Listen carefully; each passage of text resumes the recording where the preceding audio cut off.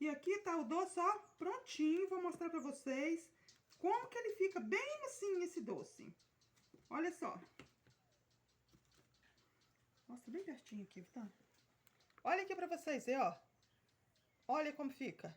Ó, fica macinho esse doce. Não fica aquele doce duro, cheio de açúcar. Ele fica macinho e com pouco açúcar.